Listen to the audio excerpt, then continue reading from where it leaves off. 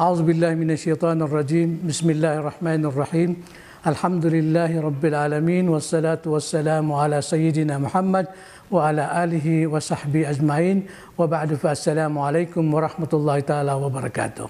Magandang araw po sa inyong lahat at ang kapayapaan at pagpapala ng Allah ay sumain inyong lahat. Mga kapatid, sa pananampalataya sa Islam, hindi po lingid sa atin na sa buwan na ito, Rabiul Awwal, kung saan dito po ipinanganak ang ating mahal na propetang si Muhammad sallallahu alaihi wasallam. So ang tanong doon, dahil kumalat na sa karamihan sa mga bansang Muslim ang pagdiriwang, sila'y nagpagdiriwang sa kapanganakan ng propeta Muhammad sallallahu alaihi wasallam. Kaya ito ba ay pinahintulot ng Islam at saan nagsimula at kailan nagsimula? Mga kapatid, sa pananampalatayang Islam, kung babalikan po natin ang kasaysayan ng propeta Muhammad sallallahu alaihi wasallam, ito po ay hindi niya ginawa at hindi niya ipinagutos sa kanyang mga kasamahan. Bagkus, hindi nila ginawa mula sa kauna-unang panahon. At kung sakaling ito man ay kasama sa ating relihiyon, ay hindi na natin sila maunahan.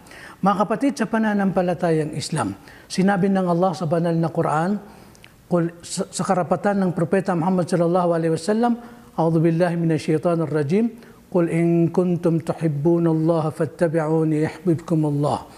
Kung ibadya o Muhammad, kung kayo man ay tunay na nagmamahal sa akin, sundan nyo ang aking mga ipinarating at mga kautusan sa inyo.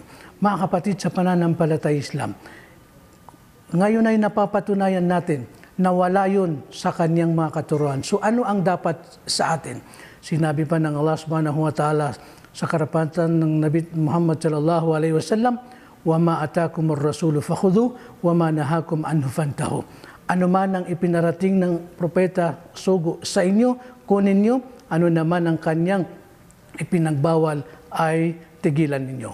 Mga kapatid, sa pananampalatayang Islam, hindi lang ipinagbawal kundi ang propeta Muhammad sallallahu alaihi wasallam ay nagsabi sa kanyang hadis na ito ay bid'ah o wala sa katuruan na kailangan pong iwasan, mga kapatid. Ngunit ang tanong doon, kailan at sino at saan nagsimula?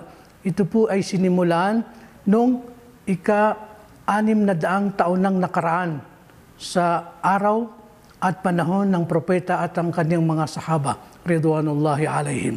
Ito po ay ginawa ng isa sa hari ng Muslim na walang iba kundi si Al-Muzaffar Abu Sa'id Al-Kawkaburi, na isang hari sa Iraq o sa Erbil.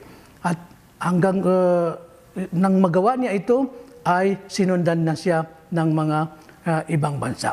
Ngunit ang tanong doon, bakit po nila yun ginawa? Ayon sa kanilang mga reason o layunin, ito daw ay bilang paggalang sa propeta Muhammad sallallahu alaihi wasallam. Ngunit kung tutuusin, kung titingnan po natin, ay nandyan ang paggalang at respeto sa propeta Muhammad sallallahu alaihi wasallam. Simula sa pag-adan, babanggitin po natin ang pangalan ng propeta, at ikama, babanggitin po natin ang pangalan ng propeta, at tasyahud, babanggitin po natin ang pangalan, at tayo po'y nananalangin sa propeta Muhammad sallallahu alaihi wasallam. Kaya wala pong reason.